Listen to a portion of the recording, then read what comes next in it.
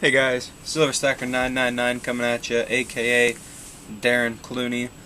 Wanted to throw a quick video out to you guys. Hopefully I can make this under 5 minutes today.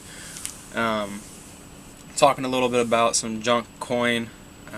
We don't really talk a lot about it in SAGcast, so wanted to throw this video together for you guys and cover a few things.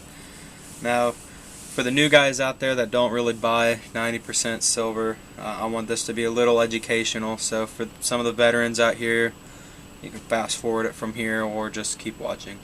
You walk into your coin shop to buy 90% silver. They're not going to sell it to you by the ounce, and then if anybody tells you that they bought it by the ounce, they're full of shit. You're buying this by the face value. So you walk into the coin shop, he's not going to pull out dimes, throw them on a scale, and say, "I'll sell you these for X amount of dollars." He's gonna sell them to you by the face value.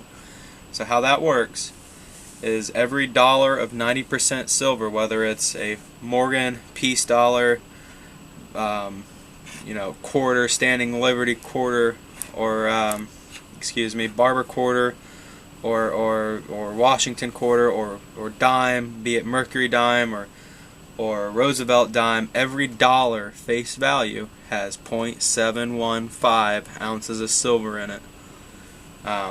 Technically it's 0.725, I believe they're minted with, but they figure 0.715 because of the wear on the coin and the silver that is missing from it being in circulation.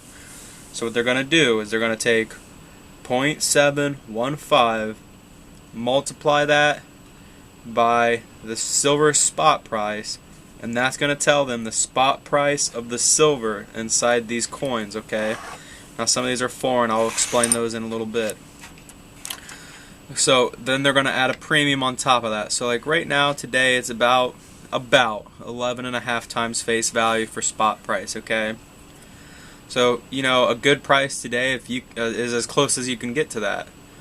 If you were to go into a coin shop today, probably realistically they're going to charge 12.5 or 13 times face value. Although the guys up here that I go through, I know are charging more than that because they got in at higher prices than that. So, it is what it is. So, what did I want to cover next? Let's go on to nickels, okay? And this is something that I've been pretty new on, and it's not even something that I buy regularly. As you can see, I have one roll of the nickels and nothing more than that, except actually this is one roll and one extra nickel inside here that I found in circulation. The first thing I want to cover is that nobody really wants them. It seems that way anyway. They're dingy, dirty, and old looking, and they don't have a high silver content. We're talking 35% here, where you can easily get 40% halves and 90% everything else pretty easily. It's accessible. The reason I think it's a good buy is that every time I buy silver nickels, I don't pay more than spot price for them. And you can see over the last year and a half, I've amassed a whole roll, and this is 2 ounces of silver. So you buy silver at spot whenever you can, okay? And it's not hard to find them pretty cheap. Now the reason I think that they're a good deal every day, all day long, is because the math on them is simple. Okay, there's 0.715 grams, or excuse me, 1.75 grams of silver in each nickel, which means that there's 70 grams of silver per roll, which is right around 2.2 ounces of silver per roll. And it's just easy math to me to know that, roughly there's, for every dollar, roughly there's 1 ounce of silver. That's just easy math for me. Whereas your silver dimes, quarters, Morgan and piece dollars, if you can get them in cold condition and they're selling them at junk price, those are $1.40 per troy ounce. So it's not as easy a math, but you get used to that. And another thing, while I mentioned Morgan and piece dollars, those aren't really considered junk coin because they're worth more numismatically than they are in their silver bullion value, even circulated and pretty banged up. So I don't consider those junk coin, and if anybody's offering you junk coin pricing for them, they don't know what they're doing really, or they do know what they're doing and they're trying to take you for a ride. So always consult somebody in the group before you go selling those at that junk coin price.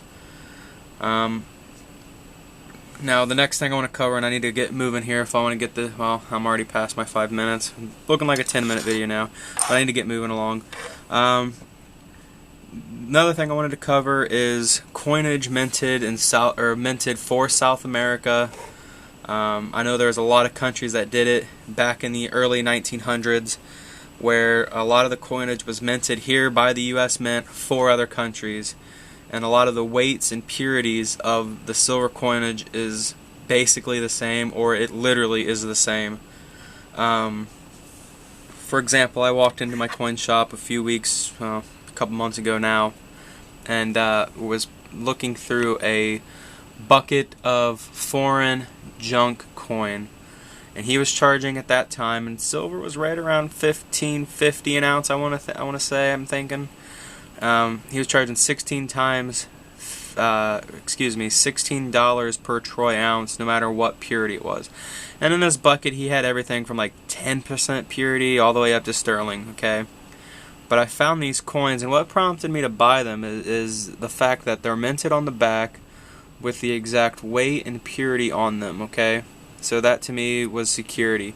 I had no idea that they were the same size, weight, or purity as the American currency was. So but I bought them anyway because they had the purity on here. Only upon coming home did I realize that they are literally the same exact size, shape, weight, thickness, everything as American currency is, okay? So, and in fact, I did research on them. These Balboas from Panama are actually minted, or were minted, by the U.S. government. So it just happenstance that this one's a Balboa and this one's a U.S. half dollar. Literally just happenstance that they were minting these that day and not these, and vice versa.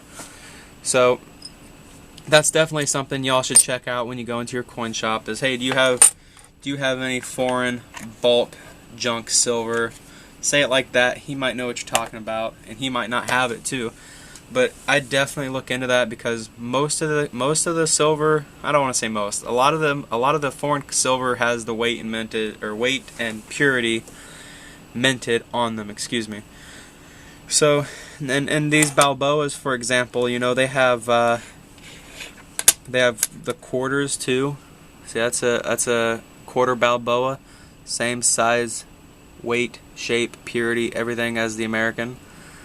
So it's definitely something for you guys to look into and check out. And I hope I did some real talk for you guys here, and I hope I educated you a little bit. So, you guys, thanks for watching. Hope you're having a wonderful Saturday or Sunday afternoon. No, it's Saturday. Hope you're having a wonderful Saturday afternoon.